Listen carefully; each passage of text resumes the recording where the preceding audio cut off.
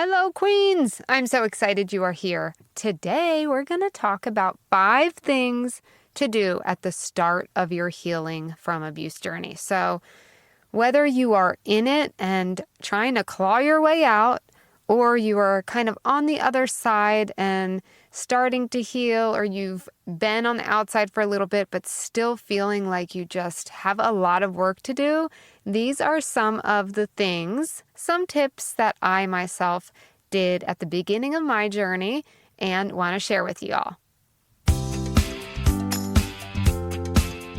Hey friends, welcome to the But Still She Thrives podcast. I'm Christy Jade, adoring wife, adoptive mama, empowerment coach, and queen of helping women who have gone through abuse turn their lives around and start thriving. I know you are sick of feeling not good enough, questioning your decisions, not knowing how to say no, and the stress is still in your body and in your life. You're looking for more joy and just some freaking peace. You want to feel confident, take your power back, and run your life your way. So if you're ready to go from surviving to thriving, grab that venti mocha and let's dig in. Do you need help leaving or help healing from an abusive situation? I got you. I want to help you. That is what I am here for. It is my specialty, and I am giving $20 off your first call for a limited time. It's empowerment coaching call, 60 minutes, and then we can go from there. And you can sign up over at bit.ly/first coaching call. I would love to help you.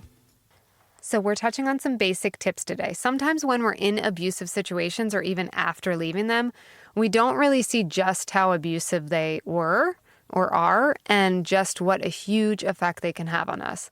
We're so used to having the finger pointed at us. Can I get an amen? Can I get a what? That we sometimes do the same thing to ourselves. So we can blame ourselves, think we aren't worthy, feel hopeless in the end, right? But I have good news. It's not your fault.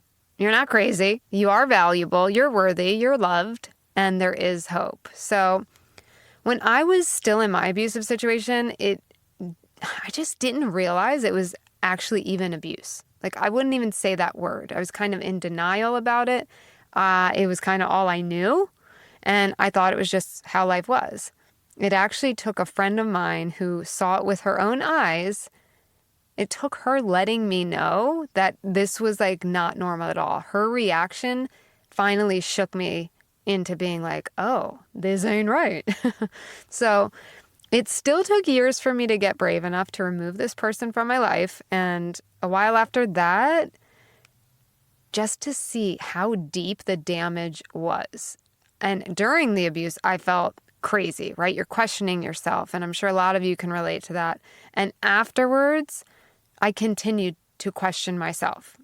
That is something that I didn't expect. I kind of, once I got out of the situation, felt relief.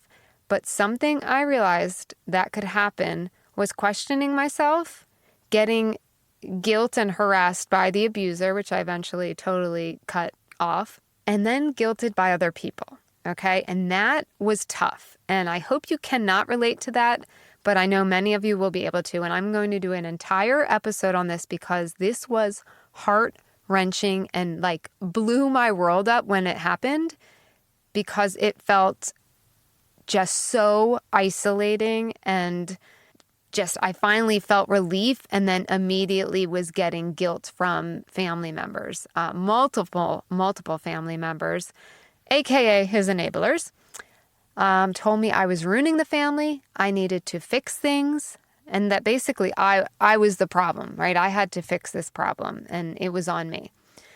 Not that he was abusive, right? That was just him. That's just him, right? Very dismissive. So again, we're getting into the whole dismissive part we talked about in this last episode, and it can run in families. These traits can run in family members, and you might see those patterns. So we won't get too far into that, but I wanted to mention that to you just because that is part of the healing journey you may have to deal with as well.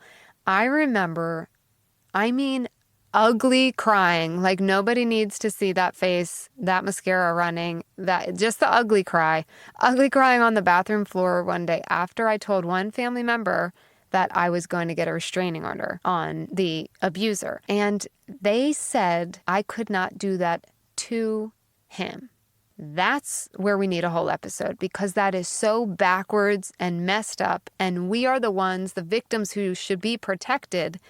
And when the abuser is protected, it really is heart-wrenching. And unless you experience it, you don't know. But if you know, and you're with me and you're feeling it, and it's not a good feeling. But we're going to touch all that. So after that, I went straight to therapy. I was like laying on the couch, hand me the tissues, because I've got to be strong and I need support. So I got some help and started, going in the right direction, being strong. And here's just some of the tools that I got from my therapist, and just kind of doing my own research and my own coping mechanisms, if you will. But there were a lot of things, but the 5 things that I wanted to share today that I did in the beginning of my healing journey was, first, recognizing the bigness of it, because it was way bigger than I realized, not just the actual abuse, but the actual healing and the damage that had been done. So you might need to take a minute to really recognize, like, this is a big deal, and validate yourself. Get validation from someone you trust close to you. Like with my husband, I had to talk to him about it, and my best friend, and I had a good support system. And I also, like I said, I got a therapist, because not even my husband or my best friend had been through what I had. And my therapist did go through abuse herself, so I felt like she could really get it.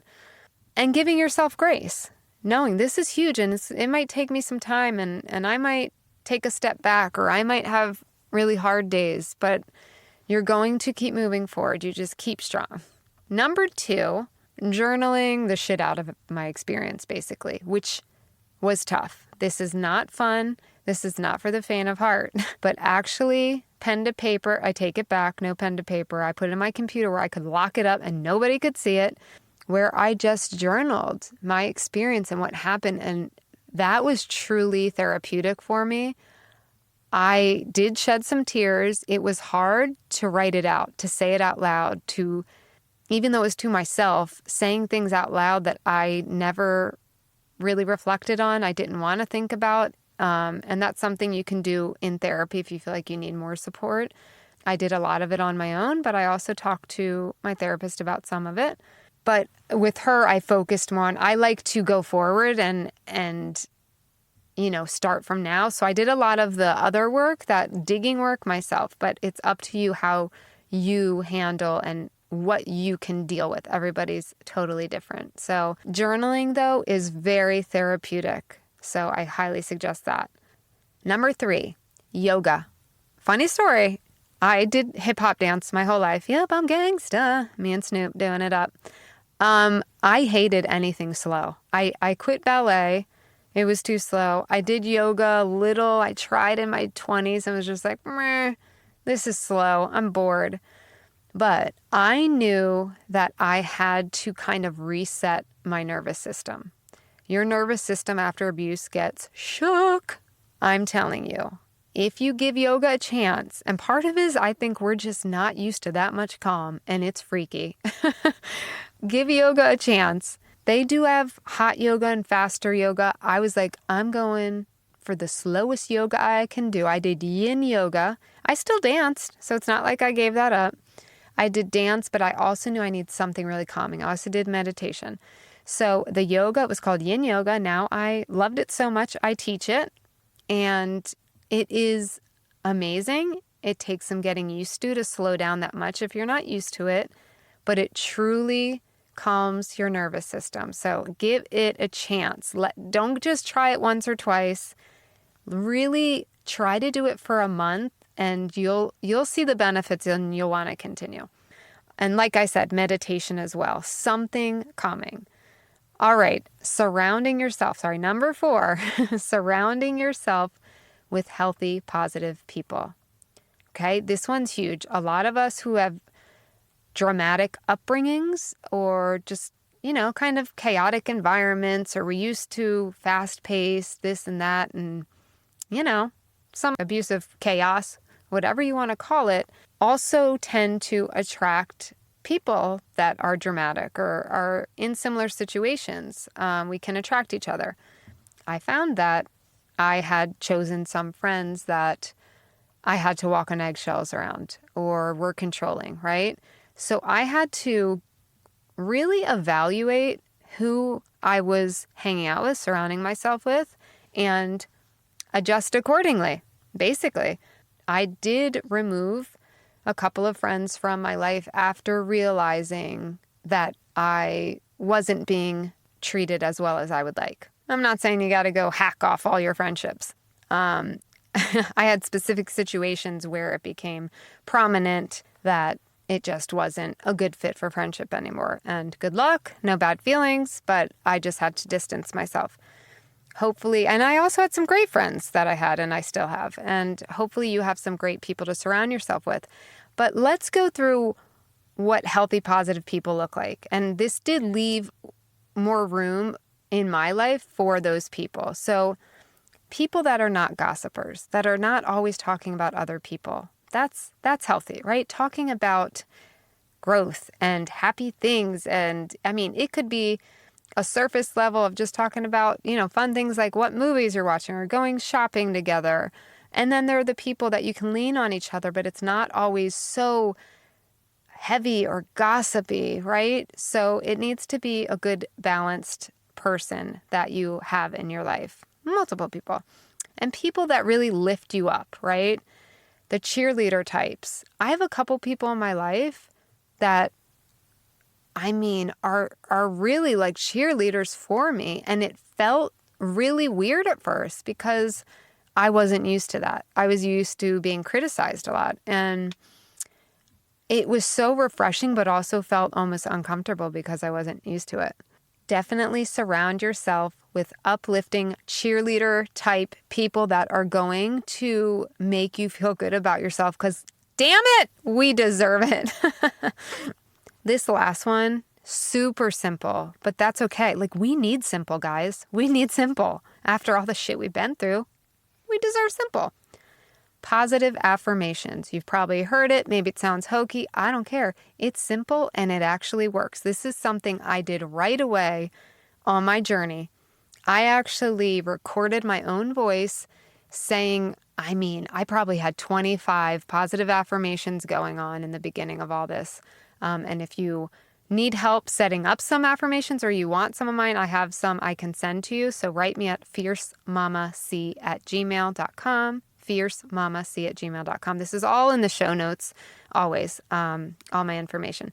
So positive affirmations, it really does help you rewire your brain. Yes, doing the other work and the therapy and all the things helps, but I found they really, really did help me. Every morning and every night, I would play on, it was just on my iPhone, on my memo notes there, whatever you call them, the little voice recording. And I would listen to it right when I woke up and then right before I went to sleep every night. Sometimes I'd fall asleep. I'd put it like on a loop, and it really did have an impact because the first thing you do when you wake up, you can start going into negative thoughts, right? So replacing that with positive thoughts, and then same thing, your mind could be spinning at night, right? You have all these swirling to-do lists on top of this negative self-talk you may have from the abuse, and replacing that, being forced to listen to positive affirmations really helped me, and I know it'll help you too. Another thing, if you're a God person, which I am, praise him, go JC, prayer really helped. It's helped me on this journey. It's helped me in everything in my life. I always say, like, the closer I am to God, I've had phases where I've always been close and pray, but when I'm like really talking to God here and there throughout the day, having my little side note prayers and morning and night, maybe doing devotionals, when I'm in those like really heavy God seasons of my life, which should be always, I get it, but I'm human.